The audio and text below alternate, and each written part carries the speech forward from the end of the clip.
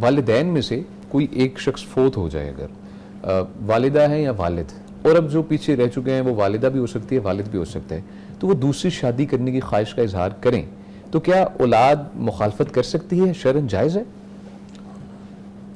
اللہ اکبر، یہ ہمارے معاشرے میں بہت بڑا المیہ ہے۔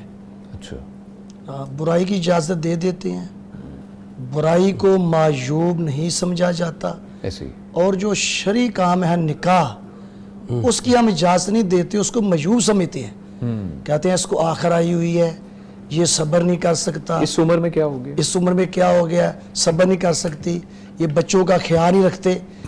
ان کا روکنا کبیرہ گناہ ہے، کبیرہ گناہ سے کبیرہ گناہ ہے۔ اگر بیگم فوت ہو جاتی ہے اور اس کا خامند بچوں کا باپ دوسری شادی کرنا چاہتا ہے اور اولاد رکاوٹ بنتی ہے، یہ نافرمان ہے، کبیرہ گناہ کا ارتکاب کر رہے ہیں۔ اس کا حق ہے اس کے ساتھ ہو کر نکاح کرنا چاہیے اپنے والد کا۔ اسی طرح اگر باپ فوت ہو جاتا ہے تو ماں کو نکاح نہیں کرنے دیتے۔ اللہ، اور آپ کو کیا بتائیں، ہمارے معاشرے میں یہ بہت بڑی خرابی ہے۔ خامند فوت ہو جاتا ہے، اس کی بیوی بیوہ ہو جاتی ہے، شادی نہیں کرنے دیتے، نہ اولاد شادی کرنے دیتی ہے، نہ بہن بھائی شادی کرنے دیتے ہیں، معاشرہ بھی نہیں کرنے دیتا۔ اور بسا اوقات وہ شیطان کے وسوسے میں آ کر بڑی برائیوں کے اندر مبتلا ہو جاتی ہے، اور بسا اوقات غربت کی وجہ سے جو لوگ ان کو زکوٰۃ دیتے ہیں، صدقات دیتے ہیں، اس وجہ سے بڑی خرابی پیدا ہو جاتی ہے۔ اس خرابی سے بچانے کا ایک ہی حل ہے کہ اس کا نکاح کیا جائے، اس کو روکنا بہت بڑا جرم ہے۔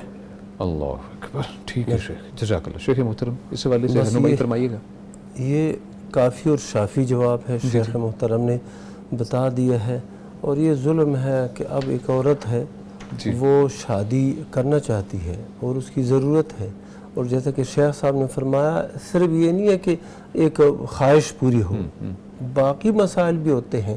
یہ جو زکوٰۃ دینے والے ہوتے ہیں، صدقات دینے والے ہوتے ہیں، یہ اس کے آڑ میں کیا کچھ نہیں ہو جاتا، بہانے کا ورڈ ہے اس کی، لیکن یہ نہیں، نکاح ہے، ایک جائز طریقہ ہے۔ ہاں، اگر تمہیں کوئی اندیشہ ہے تو یہ پابندی لگاؤ کہ اس مرد کا جس کے ساتھ یہ بھی شادی کرے گی وہ اس گھر میں نہیں آئے گا۔ اچھا، یہ عورت اس کے پاس جائے گی، یہ جو اولاد ہے یہاں پر وہ نہ آئے۔